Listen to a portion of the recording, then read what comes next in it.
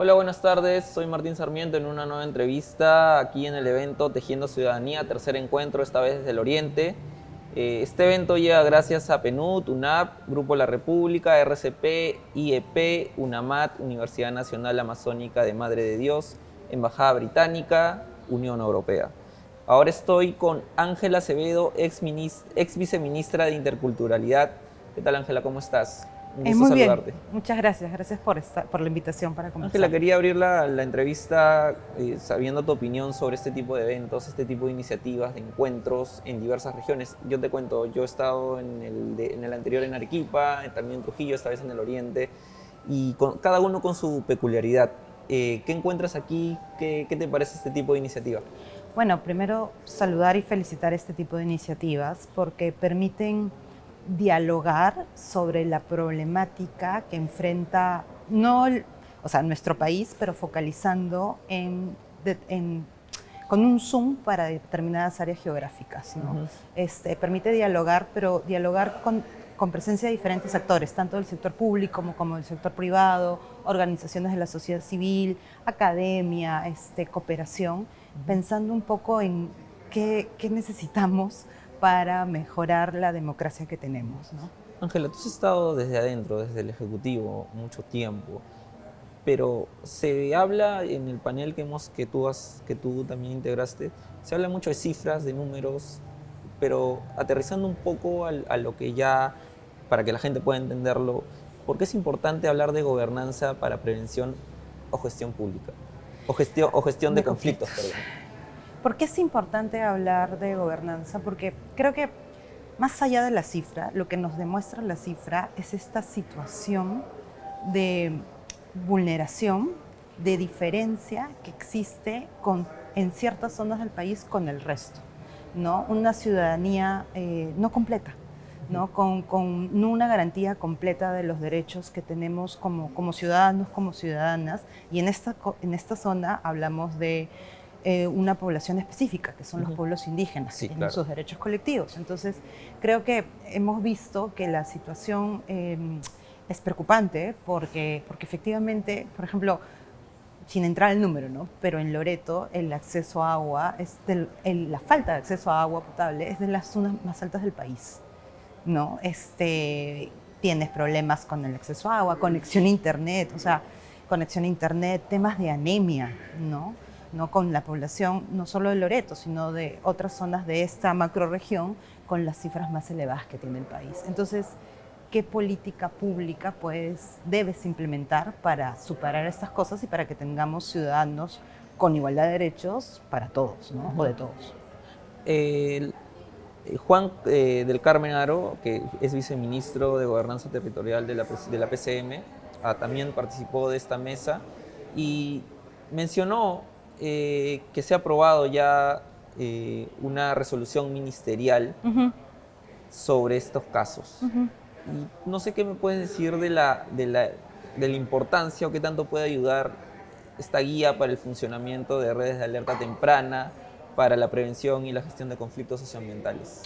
Mira, todos los instrumentos, yo he trabajado muchos años en el sector público y los instrumentos, las guías, si quieres las normas, los manuales, ayudan a que el funcionario pueda hacer mejor su trabajo y te da predictibilidad, ¿no? Ayuda, es eficiente, es importante. No es lo único que se tiene que hacer. Y creo que la discusión de la mañana nos ha Sí. mostrado que pueden existir las normas, pueden existir las guías, pero desde cómo haces esa norma o esa guía, ¿no? Por ejemplo, la importancia de recoger lo que piensa, o en algunos casos la cultura de nuestros pueblos indígenas y la mirada de nuestros pueblos indígenas, ¿no? Si no son herramientas que a veces no se pueden aplicar en la realidad o que tienen algunos temas que se tienen que mejorar. Pero sí, siempre es importante tener instrumentos para una mejor gestión pública, ¿no? Ujú.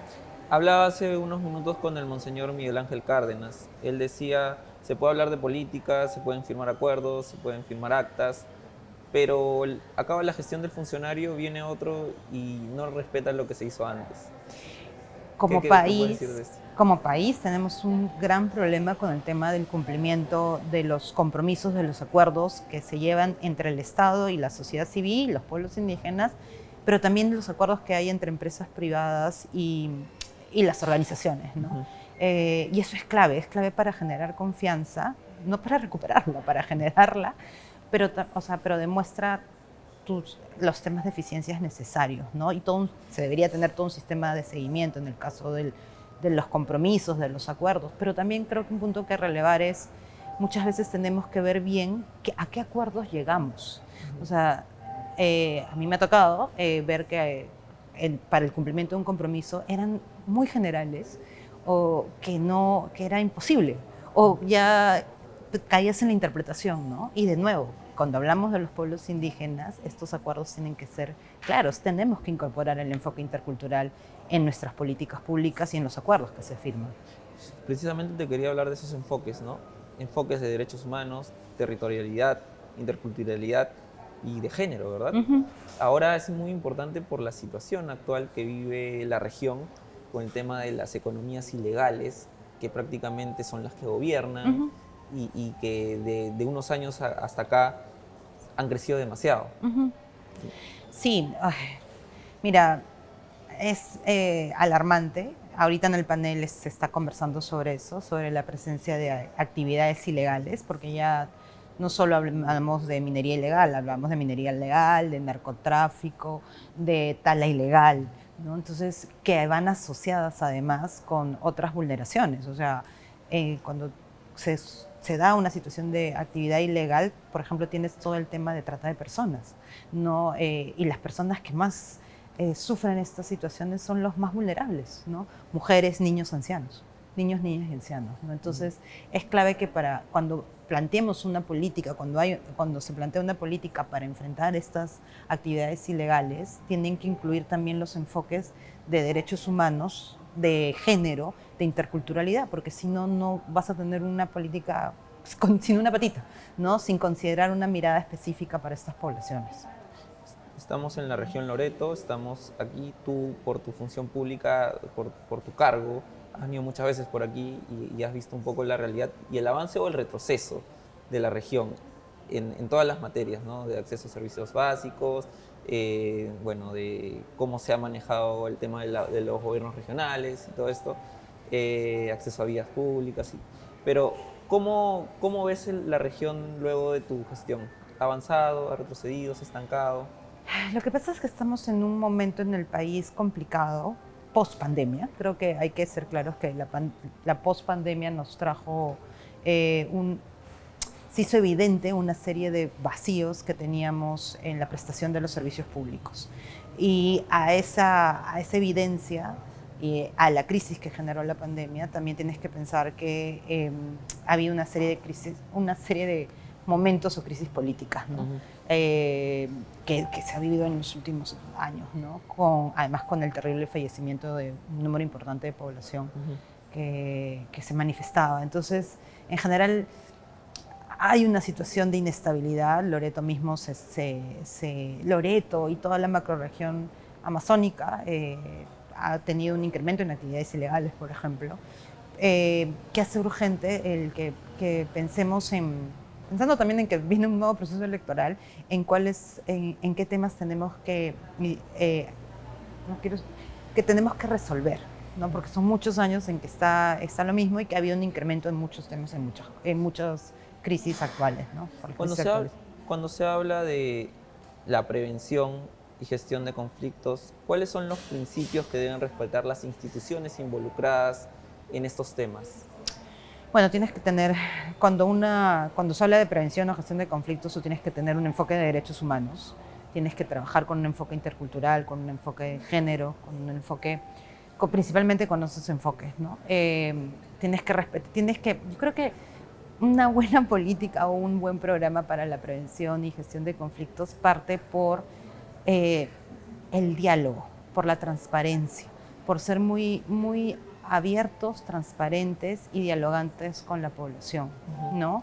Con los diferentes ciudadanos y ciudadanas, porque si no, no generas confianza. Si tú quieres instalar una mesa sin decir las cosas tal cual, entrar con las cosas más claras, en un ambiente más de transparencia y de confianza, es muy difícil que llegues a buen puerto. Con poblaciones que generalmente han tenido una serie de crisis previas y situaciones de conflictos y una desconfianza en general al Estado. No es personal, no es hacia un funcionario en concreto, es en general a lo que ha hecho el Estado o a lo que no ha hecho.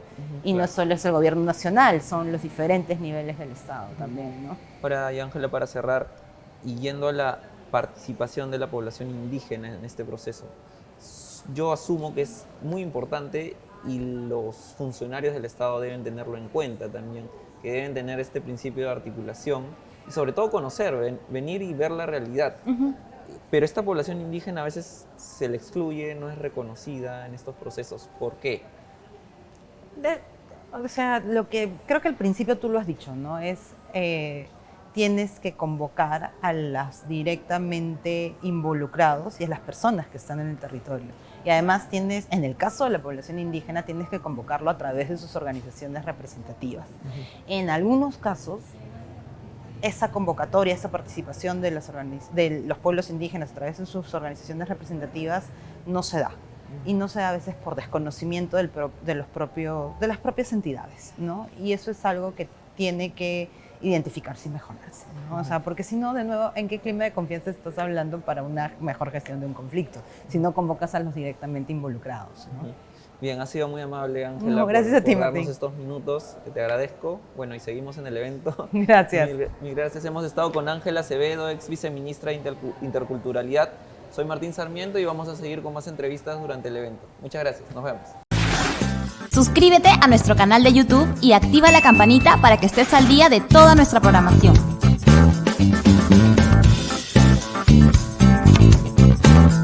LaMula.p, haciendo periodismo ciudadano e independiente desde hace más de 10 años.